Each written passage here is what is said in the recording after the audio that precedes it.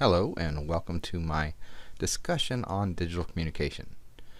Now I say the term digital communication, which is simply just that this is that transmittal of our data and information from one computer or mobile device to another, obviously by the internet.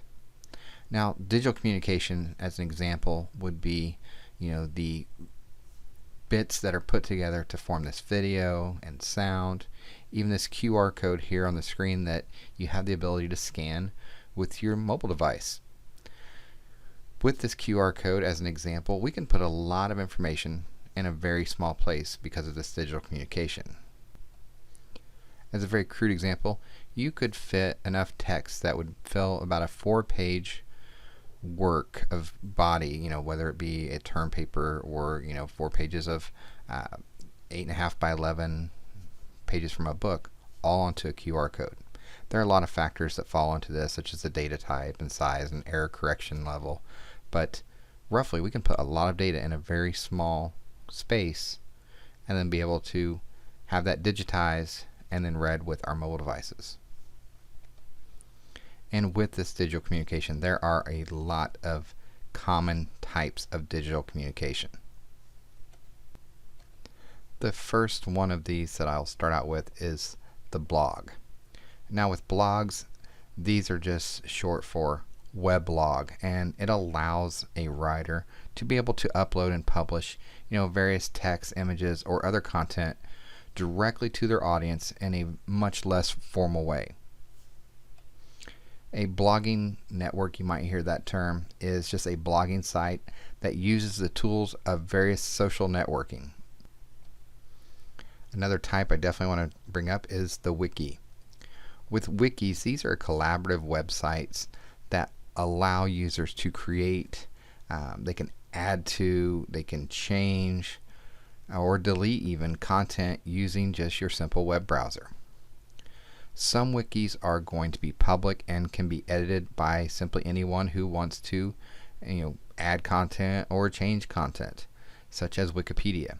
Whereas there are some private wikis where the content is accessible only to certain individuals or groups. Another one that you're probably familiar with a digital communication type is that of email. Unless you've lived in a cave, you probably have used email. This is short for electronic mail. This is just a system that's used to send as well as receive messages and files using the internet as its medium. E-messaging or electronic messaging. You don't really hear this term used very often, but it's been around for a long time. And electronic messaging is just popular technology for communicating with others throughout the world, especially when exchanging very short messages, and it can be part of a larger application or it can be part of separate applications. Some examples of this would be text messaging. This is an electronic messaging form of digital communication.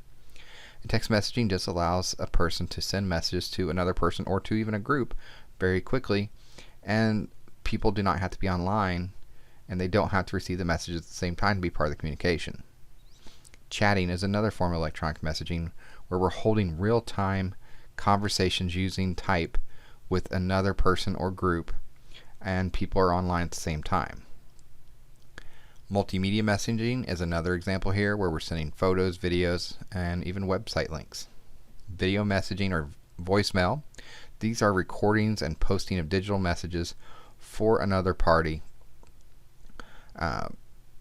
You can have visual voicemails, and another one I want to talk about is voice to text. Now, this is nothing new. It's been around for several years, where we're converting our incoming or outgoing voice messages to a written text and can be used in that visual voicemail as well. Next one I want to bring up is that of podcasts.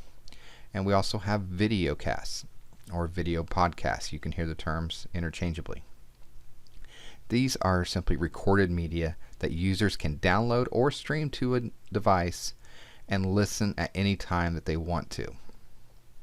The next one that you've all probably been part of is that of video or web conferencing, and simply just a message among an individuals geographically separated who use a network over the internet to transmit their audio and their video data to one another. When you're a participant, you can use a chat window to send type messages to each other during that meeting. Some popular video conferencing programs include Zoom, GoToMeeting, Microsoft Teams, WebEx. You can even look at Google Meet. And the term webinar from here is a presentation to an audience that they can access over the web that shows a shared view of that presenter's screen, and this may also include audio and video of the presenter and allow for the audience who's part of the webinar to be able to participate and interact with the presenter.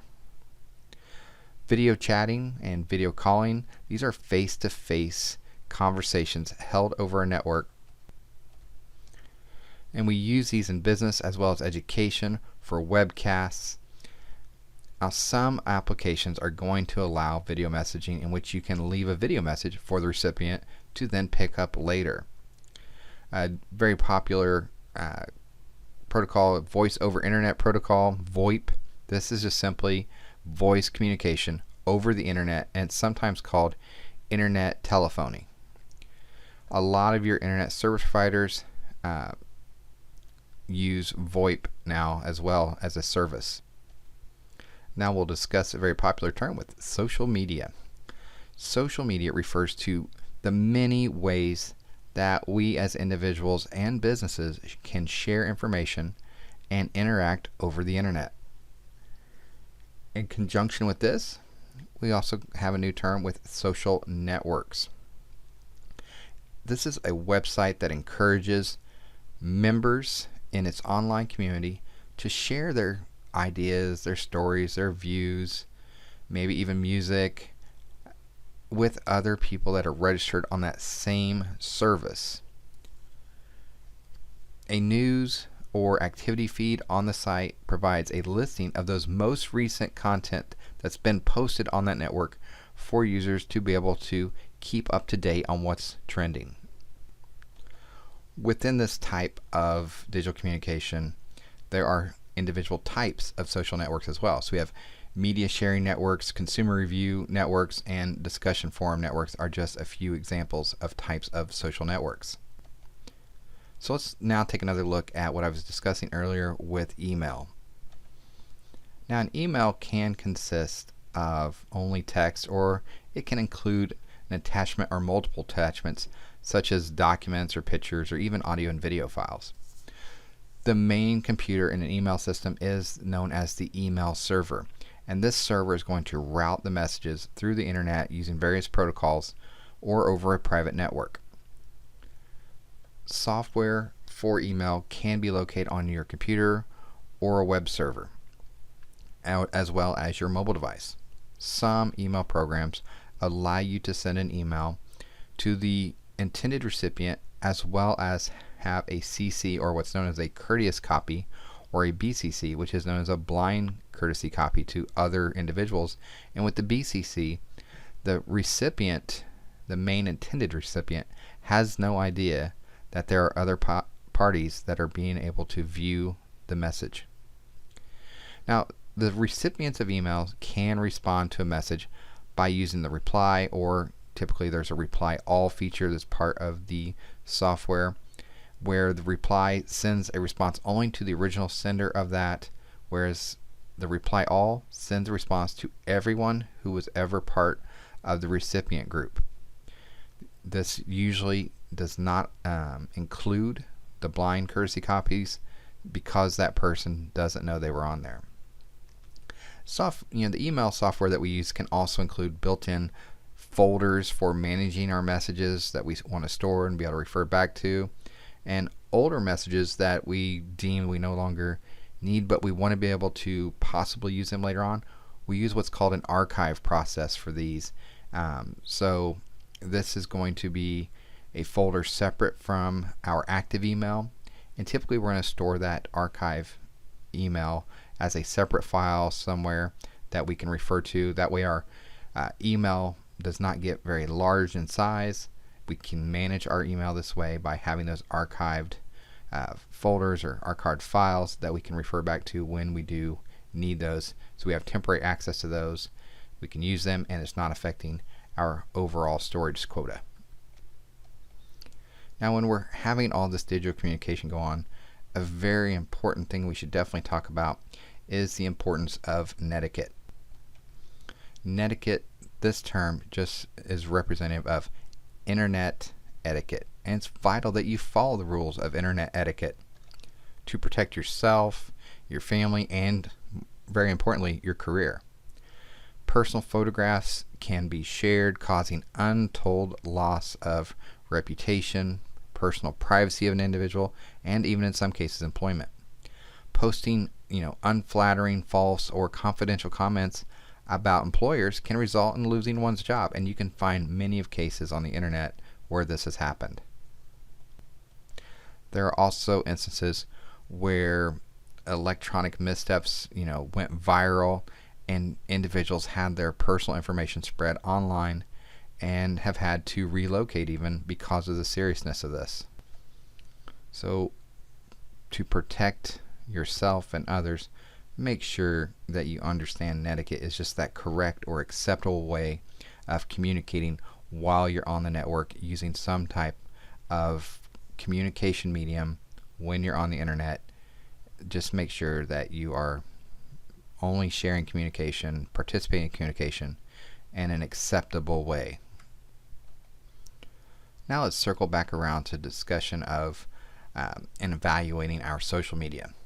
Just know that there are positive and negative effects of social media. Some positive effects would include enabling learning, such as free online learning sites that provide an unlimited amount of topics for us, or keeping in touch with the world. You can watch news and find out lots of information through social media. And then another one would be that interactive communication, where you can post information that others can comment on, play online games with different friends or even strangers throughout the world. Some of the negative effects would of course include the disinformation that's out there, because anyone can put out ideas, information, points of view without anyone else verifying it. Even instructions for completing something without anyone verifying it, until people that do know how to do that see that and then can say, oh no, that's wrong, you don't want to do that. Another negative effect with the social media is that you can get what's known as a technology addiction, where some people just become obsessed with technology and may feel great anxiety if they are not on a device and not part of that social networking using that social media. The last negative effect I'll leave you with is that of technology overload, where people may feel very stressed and overwhelmed with the amount of technology that they need to use on a daily basis. Now, I mentioned a negative effect with social networking, so let's just make that transition now into talking about social networking and looking at those positive and negative effects of social networking. An obvious positive effect would be that in keeping touch with other people in a very efficient way, and that you can stay in touch with such people as your family or close friends or even just general acquaintances. There's also a positive effect that you can have over the interactivity that's allowed, where you can join online communities and ask people in those communities that become part of your network for different ideas and information that you're looking for. You can also look at growing a career here in the positive effect of social networking, because you can post resumes and develop professional contacts with people all throughout the world through previous jobs and maybe in that line to get you that next part of your career. And there's information control with social networking that we can see as a positive effect, because smart users control what they share with others by using privacy settings and social networking programs. Now, businesses and social networking is a very positive effective way as well, because businesses use social networking to promote their products and services, and it helps to control that business's image. Now, there are negative effects, obviously, such as the loss of privacy, because profiles can contain names, locations, your personal contact information, even though information that relates to your family members. Some people do not protect themselves by not becoming familiar with the privacy controls, or they simply overshare their information with the world. Another negative effect is that with exposure to possible illegal activities.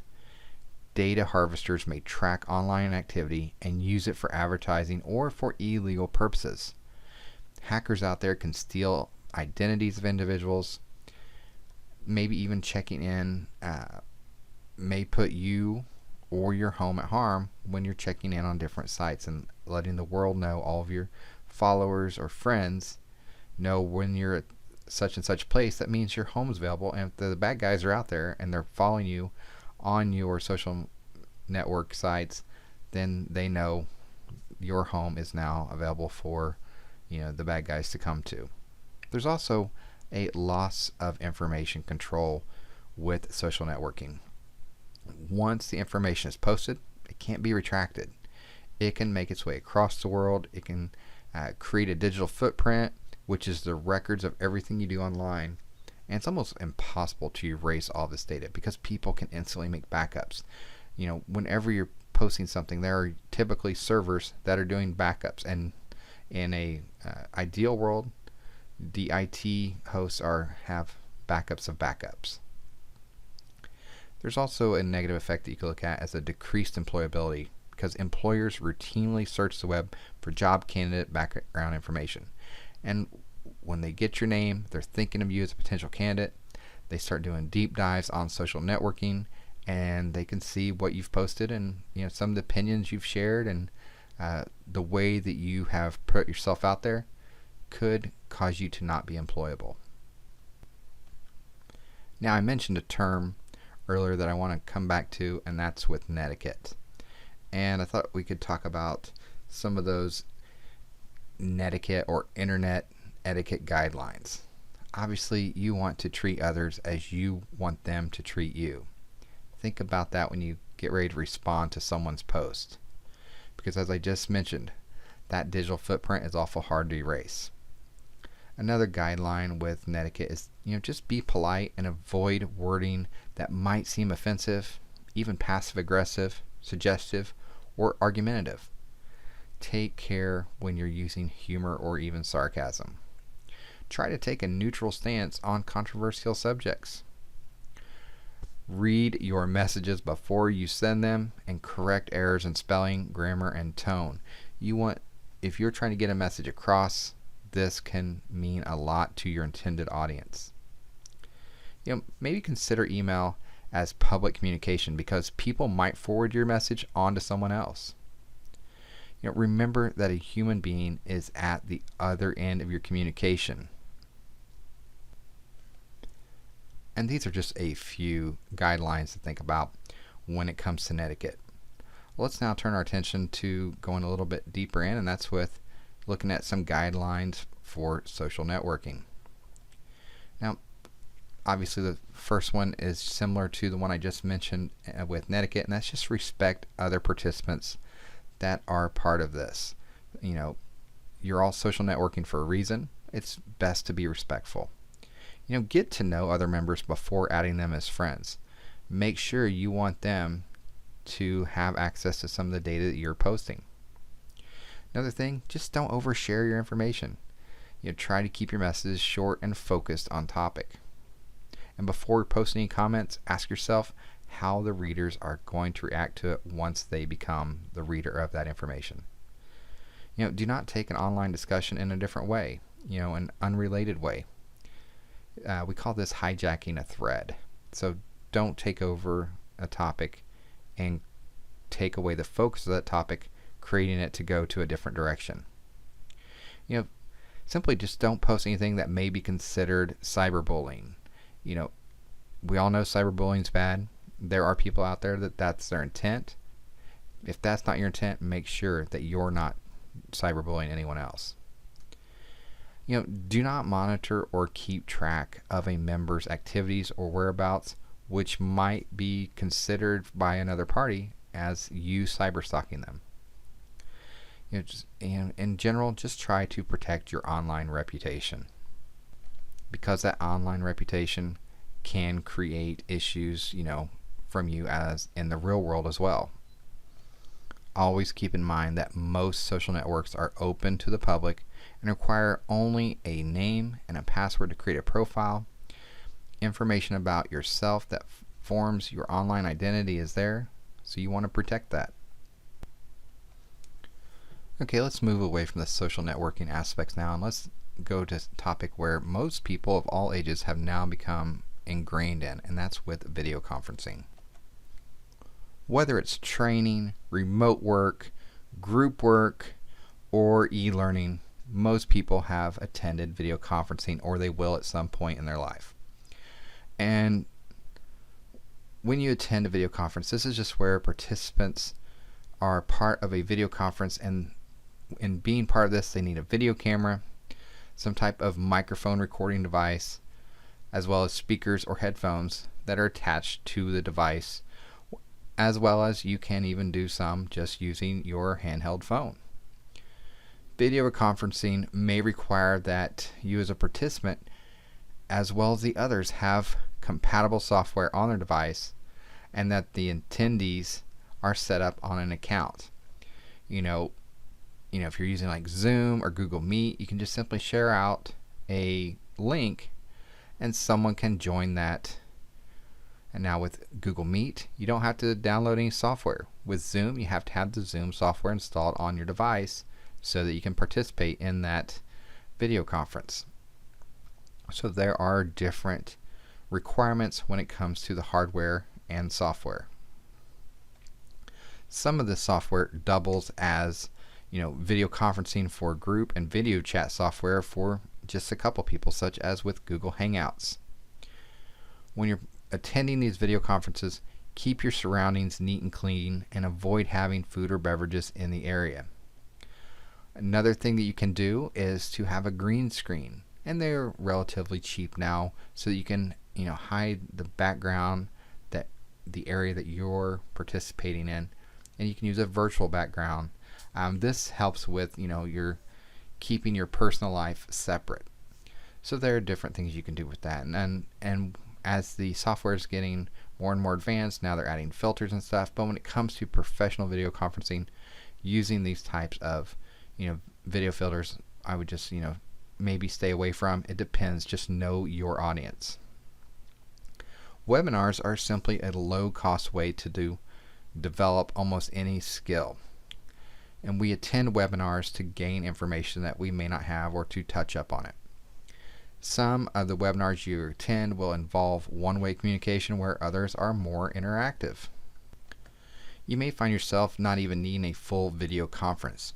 There are video calling software that's out there, such as FaceTime and Skype, that you can use, that is going to allow you and another party for making some type of video call or voice call.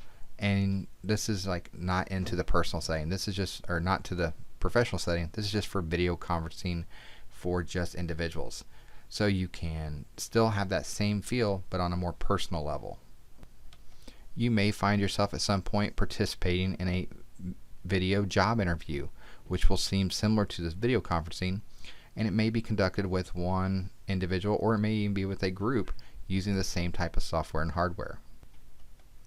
This is another case where understanding and following netiquette will become evident when you're in this professional setting and hopefully landing that career that you're looking for. Now, digital communication is all around us. It's part of our everyday lives. And just knowing a little bit more about it and understanding it, and understand that there are aspects of it that you should become not just more familiar with, but better at practicing, will not only help you in the social networking aspects, but also in your professional lives. So thank you for following along with this information. Hope you found it helpful, and then you go out and do some more research and look for even more rules and concepts with such topics as netiquette. Take care, everyone.